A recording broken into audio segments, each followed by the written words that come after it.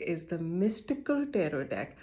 And I think it's just amazing. They've actually released it in the Pride month. And so we see that rainbow effect here. And I thought it was so artistically done.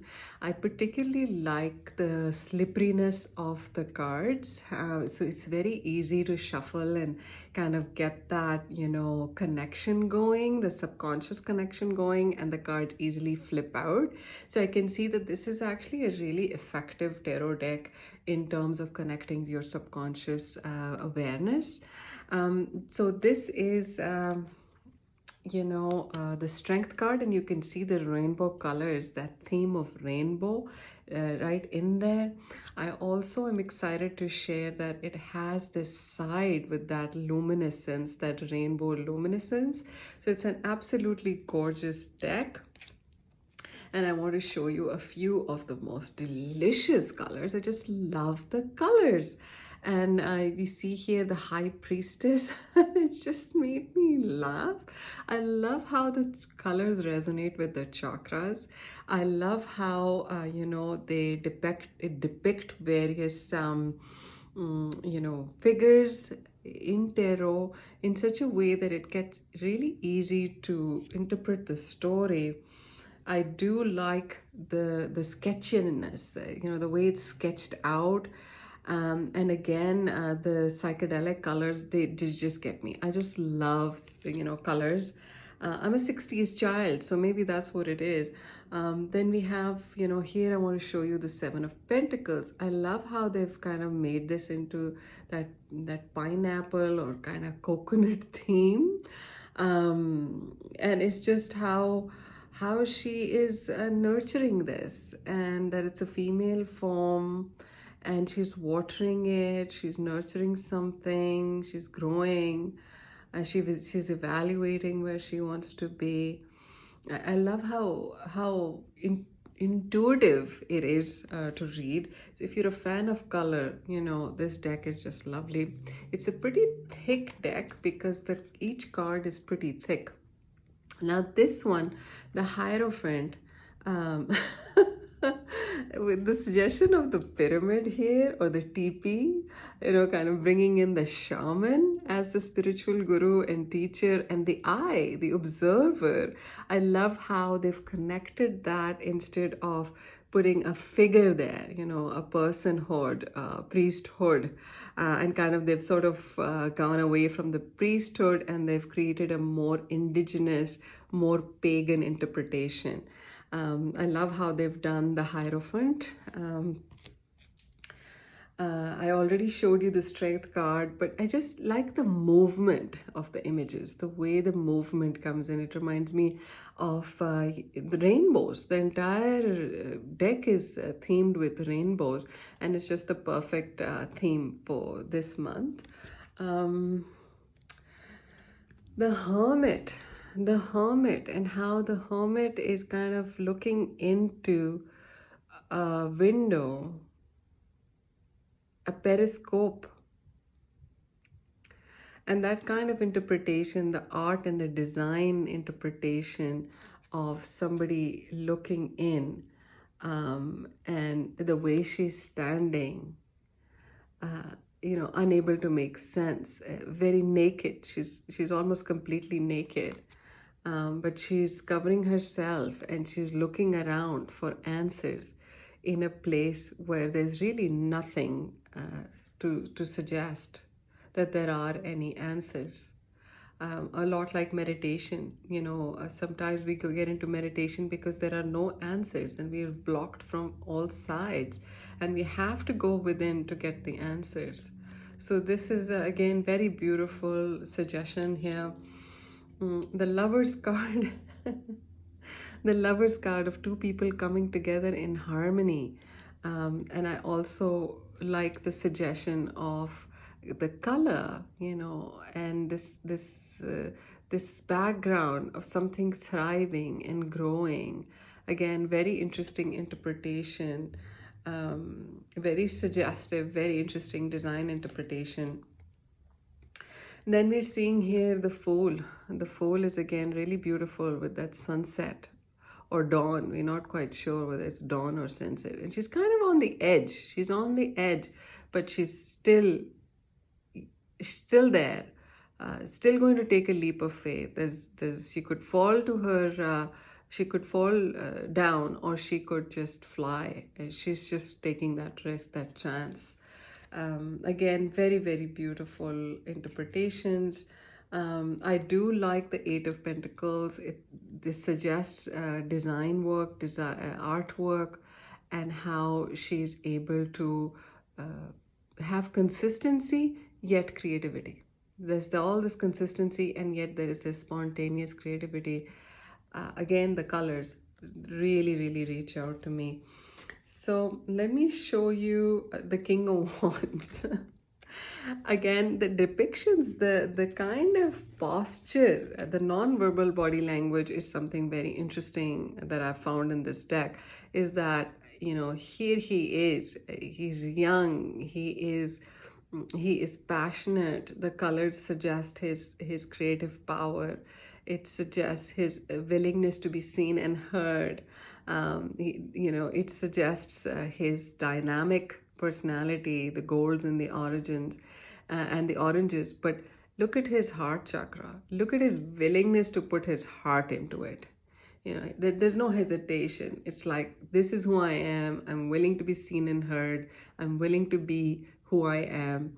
And this is what he's doing. He's just holding it, and he is just carrying on, carrying forth. And he's the King of Wands, Aries, Leo, Sagittarius, masculine energy, over the ages of 30. Another card that I found very interesting, again, these are more abstract, more psychedelic, more sort of 60s, is the Emperor. Just take a look at the Emperor. The Emperor is older. We can see the shoulders, the strength, the willingness, again, of the posture, the heart chakra and the solar plexus, the power. I mean, his whole posture suggests power. And this card definitely conveys that. And we see this big bear around him, holding him. Then I want to kind of show you the Knight of Wands. The Knight of Wands. I like the contemporary pictures and that this deck has. The Knight of Wands has a certain youthful quality. The Knight of Wands is very much about what he wants. Look at the way he's holding his wand. It's all about, some work, something, some action that he wants to take. He's not putting his heart there. He's not showing his heart. He is showing what he wants, So that quality of the Knight of Wands just being after whatever it is that he wants is definitely conveyed by this card. I also thought the Moon card was worth mentioning. In the Moon card, we see this woman seated on an iceberg herself, and she's looking at two icebergs and the bottom of it. She's also looking at the fullness of the moon, and by the light of the moon, she's able to see what is underneath the icebergs. So the light of the moon is showing her subconscious, what's going on in her subconscious. She, as you can see, the water is above her head. So she is immersed in her subconscious, whatever the subconscious is bringing up, and she's able to see all of this. Then another card that I found very, very interesting that gave me a lot was the Two of Pentacles. And here we see the infiniteness captured. So the traditional Rider-Waite tarot deck has a person juggling with the coin back and forth. But here we see the infiniteness being captured. It suggests an egg-like quality. It suggests an balance and an equality in there. And so those themes jump out. It's interesting that the heart chakra, the throat chakra, the crown chakra, they're sort of captured in this. And it just suggests that there is no foundation as such. There's no foundation. It's just an infinite loop. and being in a cycle of some kind. Another card that jumped out at me was the Six of Wands. And in the traditional Rider Waite, we see this girl walk, on top of a horse, and that everybody's celebrating and appreciating her.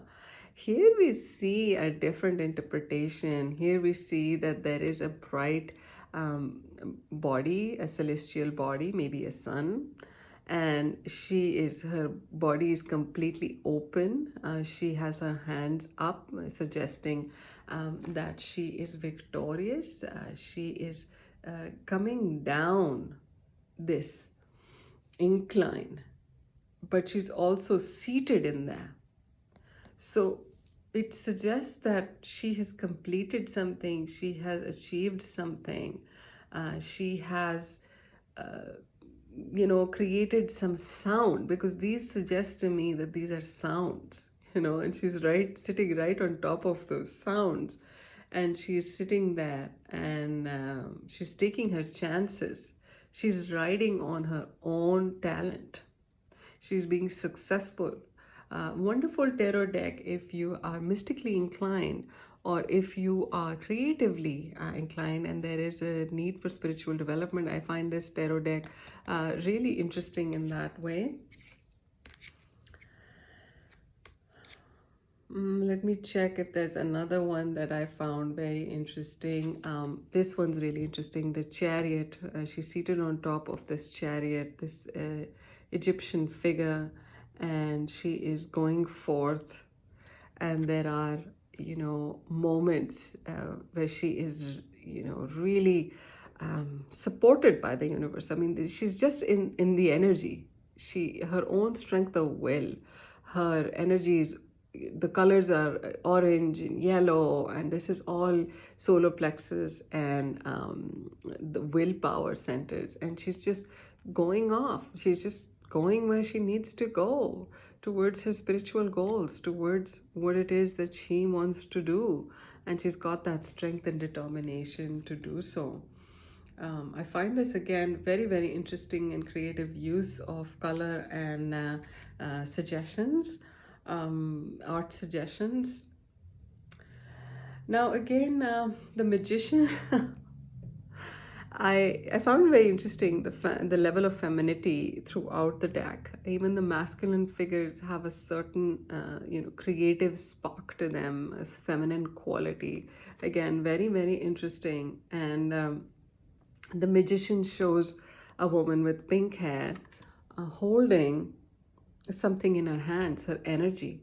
So she has this manifestation power of creative visualization. The blue shows that her third eye is very open, and she is creating what she needs to create. The infinity symbol below her hair, again, interesting, very interesting. And then the King of Pentacles, a vortex. There's a vortex behind him, and he's standing there dressed in a suit, looking ahead, looking at something else, not straight at you, but at something else. That means he's got another goal in mind. And the way he's kind of putting his cufflinks on or adjusting his coat shows that he's really all about his image, all about his goal, which could be a financial goal of wealth. And he's very, very wired towards that. He wants to show that the wealth first, and we see that his heart chakra and solar plexus are covered. And so he is, kind of really just focused on himself right now. He's protecting himself, and his goal is on money and wealth, creating abundance and wealth. So we see his counterpart, Queen of Pentacles, and let's put them together and see how they resonate with each other. Now, this person has a vortex, meaning it's a very balanced energy behind him. He's got life figured out. And then we see the Queen of Pentacles. So her energy is very open and inviting. She's covered in pink. She's got this heart chakra kind of energy, and she's kind of really open with her heart. And And that's what she's putting out. She's kind of really resonating with her heart, and he's got his heart covered and closed. He's looking at something else. So, again, very, very interesting depictions, very interesting readings that I've been getting through them. And I've really enjoyed doing readings from this deck because I enjoy the colors. It kind of gives me a little bit of light. Knight of Swords. Knight of Swords, very interestingly depicted.